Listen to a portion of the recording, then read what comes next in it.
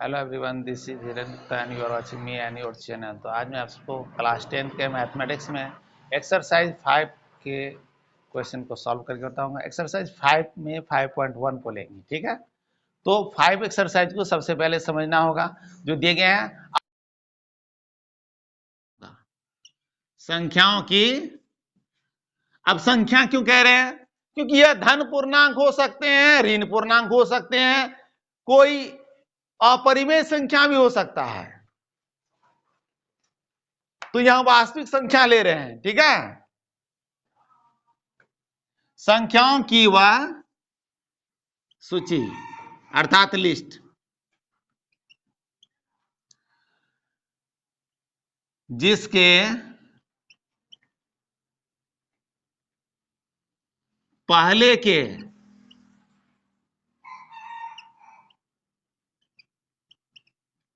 पदों में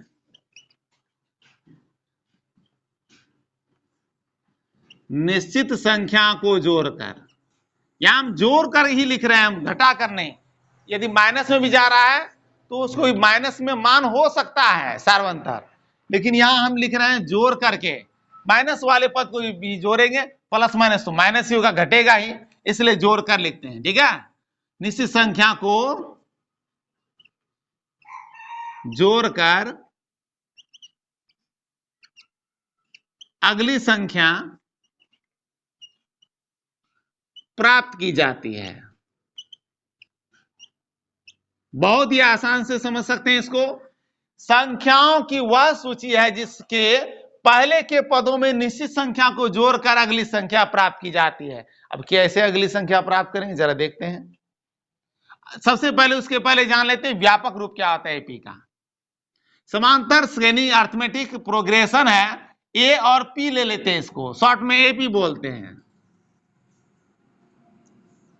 तो समांतर श्रेणी अर्थात एपी। एपी का व्यापक रूप क्या है? जैसे द्विघात समीकरण का व्यापक रूप जानते थे, a x square plus b x plus c equal to 0 किए थे, बहुपद में नहीं किए थे 0 के बराबर। तो ठीक उसी तरह से इसके भी कुछ व्यापक रूप हैं। जरा देखते हैं व्यापक रूप क्या है। तो इसका व्यापक रूप को लिखेंगे इस तरह से, AP A1 A2 A3 A4, इस तरह से डॉट डॉट कर देते हैं, और यहां होगा an। ये कैसे जा रहे हैं? यदि इसको ऐसे भी लिख सकते थे, a plus D, a plus 2d, a plus 3d,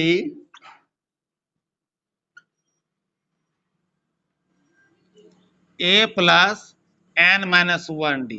अब यहां जगह समझ ले क्या होता है a plus n minus 1d।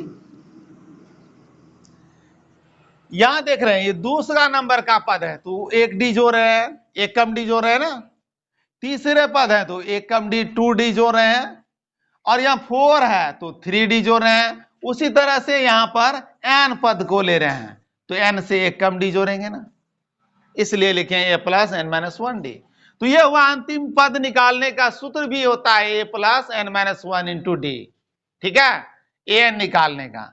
अब इसमें समझते हैं एपी में क्या क्या होते हैं, कुछ खास बातें। तो एपी में प्रकार होते हैं दो, और सबसे पहले दो प्रकार को जानने से पहले जान लेंगे कि एपी के स्वरूप में क्या क्या किसे कौन से पद लेते हैं, एक उदाहरण के द्वारा। जैसे देखते हैं, एक एग्जाम्पल को लेते हैं एपी का। जैसे कि एपी लेते हैं, ये माइनस प्लस कुछ भी हो सकता है, 5 8 11 14, इस तरह से। तो 5 8 11 14 एक एपी को लिए हैं। तो 5 से 8 कितना बढ़ता है? 3 बढ़ रहा है। 8 से 11 कितना बढ़ रहा है?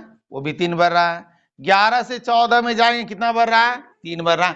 तो ये कहने का मतलब ये था, यहां समझे आप, संख्याओं की वह सूची जिसके पहले पद में निश्चित संख्या को जोड़ने पर अगली संख्या, यानी 5 में निश्चित संख्या जोड़े 3 तो 8 आए, 8 में वही 3 जोड़ने पर 11 आया, 11 में वही 3 जोड़ने पर 14 आया।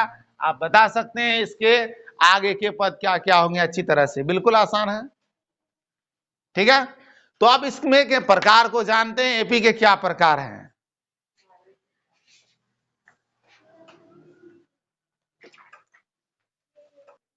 अब आगे जानते हैं समांतर श्रेणियों के प्रकार कितने होते हैं। समांतर श्रेणियों के प्रकार अर्थात एपी के प्रकार।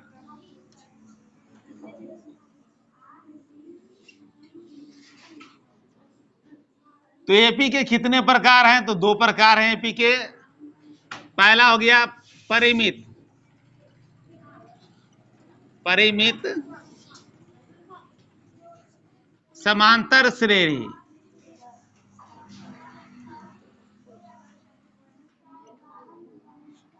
तो परिमित समांतर श्रेणी का तात्पर्य है, एक एपी को लिखकर दिखाते हैं, जिसके पदों की संख्या निश्चित हो,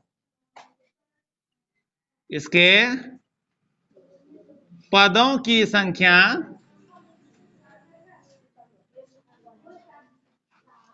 निश्चित होती है।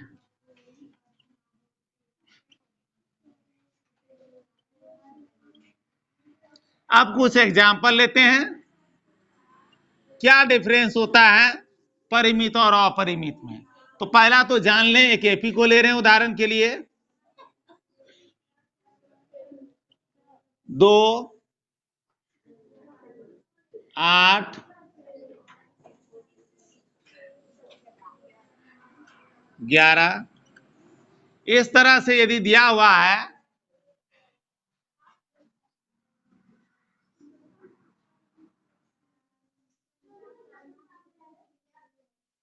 सिक्सटी 62 तक, तो लास्ट में डॉट कर दिया हुआ है।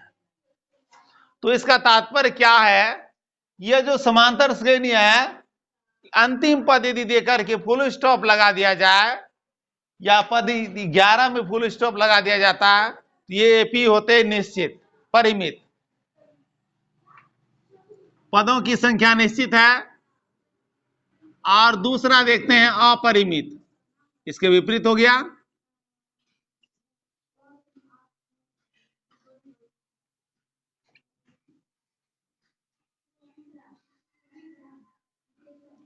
तो अपरिमित समांतर श्रेणी क्या होता है, इसके पदों की संख्या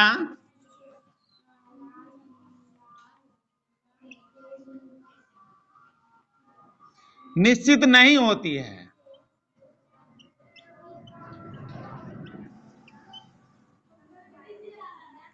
अब पदों की संख्या निश्चित नहीं होती है, तो पद एपी कैसा होगा, उदाहरण देखते हैं इसका। ठीक है,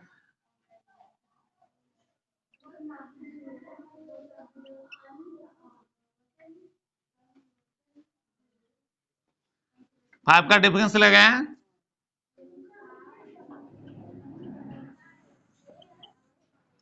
डॉट डॉट के बाद लास्ट में डॉट ही दिया हुआ छोड़ दिए हैं, यानी आगे पद कितने होंगे कहना मुश्किल है, यानी निश्चित नहीं है, अनंत पद है यहाँ। तो ऐसे एपी यदि दिया रहे, लास्ट वाला पद नहीं रहे, अपरिमित कहेंगे, ये परिमित है। बिल्कुल आसान हो गया।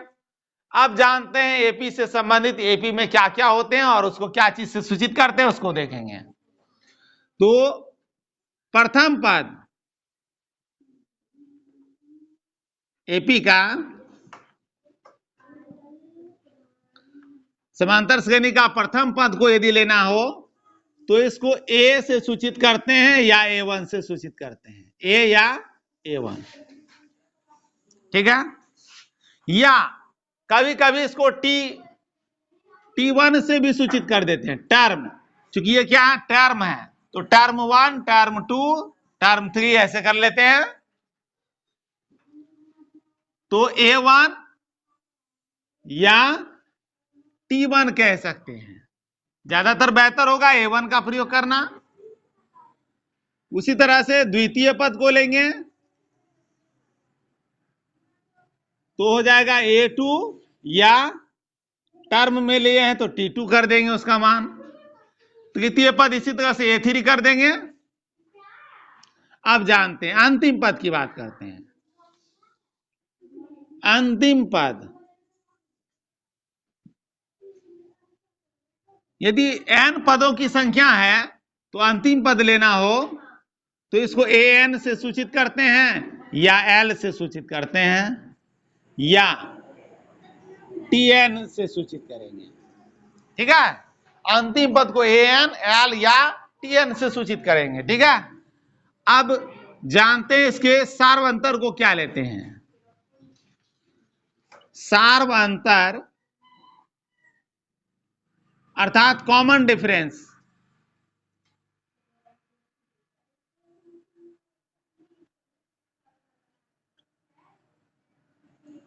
यहां भी इसको डी से सूचित करते हैं।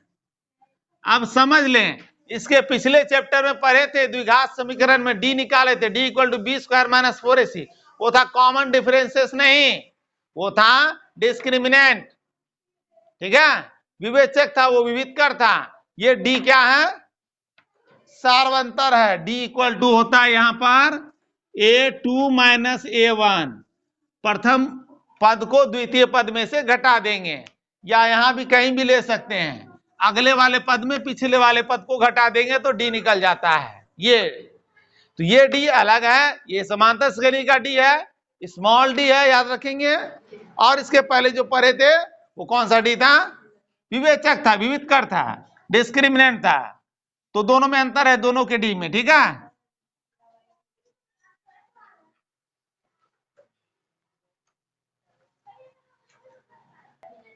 तो सार्वंतर के बारे में जानते हैं। डी के बारे में एक विशेषता ये भी है, नोट में उसको समझ लें।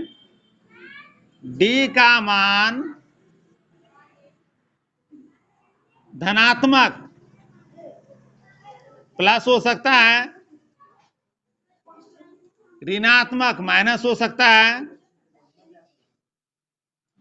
या पूर्ण संख्या, सबसे पहले पूर्ण संख्या शून्य जो होती है, शून्य भी हो सकता है, परिमेय हो सकता है,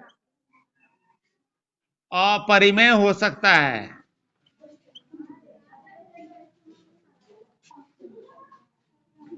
संख्या हो सकती है। तो अच्छी तरह समझ गए डी का मान क्या हो सकता है? धनात्मक, ऋणात्मक, शून्य, परिमेय और अपरिमेय संख्या सभी हो सकती है।